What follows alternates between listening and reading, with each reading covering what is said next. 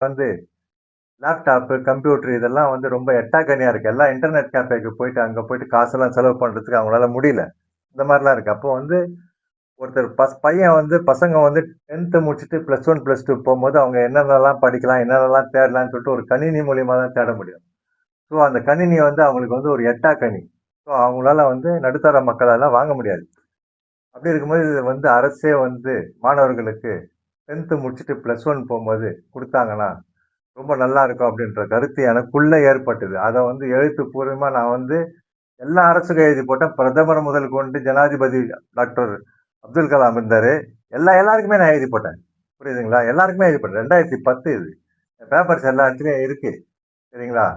உடனே வந்து என்ன பண்ணாங்கன்னா, அப்போ வந்து ஏஐடிஎம்கேல இருந்த அம்மா வந்து முதல்வருமா ஜெயலலிதா அவர்கள் என்ன பண்ணாங்க அப்படின்னாக்கா, 10த் முடிச்சுட்டு +1, +2 மாணவர்களுக்கு வந்து இலவச கணினி குடுக்கப்படும்னு சொல்லிட்டு தேர்தல் அறிக்கையில சொன்னாங்க. சரிங்களா? எனக்கு ரொம்ப சந்தோஷமாயிடுச்சு. அட!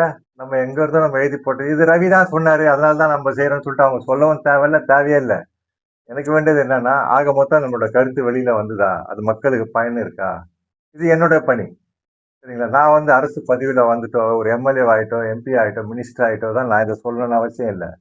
சாதாரண ஒரு ரவியா இருந்துகிட்டு, இவ்ளோ லட்சம், இவ்ளோ கோடியான மக்களுக்கு இது போய் சேர வேண்டியன்ற கருத்து எனக்குள்ள வந்தது பார்த்தீங்களா? அது சாத்தியமாச்சா இல்லையா? அதுதான். சரிங்களா? எனக்கு ரொம்ப சந்தோஷமா இருக்கு. அதனால அதே மாதிரி உங்களாலயும் முடியும் இல்லையா? அதனால தான் நான் சொல்றேன் இந்த காணொளி மூலியமா. நீங்க வந்து என்ன பண்ணுங்க, அரசு வந்து இத பண்ணலையே, அத பண்ணலையேன்னு நெனைக்க தேவையில்ல. அவங்க எதெல்லாம் பண்ணணும்ன்றது நீங்களே எழுதி அனுப்புங்க. அது நல்லா இருந்தா அவங்க கண்டிப்பா எடுத்து செய்வாங்க. சரிங்களா? நம்ம எதுவுமே சொல்லலன்னா, அவங்களுக்கு என்ன தோணுதோ அதான் செய்வாங்க. அதனால அதுவும் தவறு இல்லையே. ஏன்னா அவங்களுக்கு அதெல்லாம் தான் தோணுச்சு. உங்களுக்கு வேற மாரி வித்தியாசமா தோணும். அப்போ எனக்கே இவ்வளவு தோணிருக்குன்னா, உங்களுக்கு எவ்வளவு தோணும்? இத்தன கோடி, இத்தன லட்சம் மக்களுக்கு எவ்வளவு மைண்ட் இருக்கும்? எல்லாம் உருவம்லாம் வந்து டிஃபரெண்டா இருக்கு. மைண்ட் எப்படியெல்லாம் இருக்கும்? எண்ணம் எப்படியெல்லாம் இருக்கும்?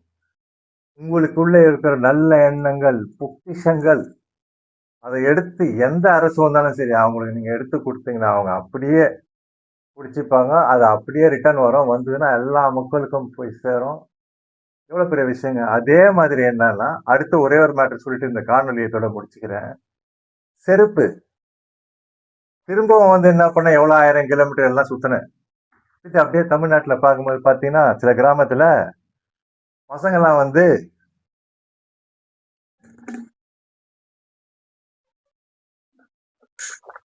பசங்கலாம் வந்து கால்ல செருப்பு போடாம போயிருந்தாங்க.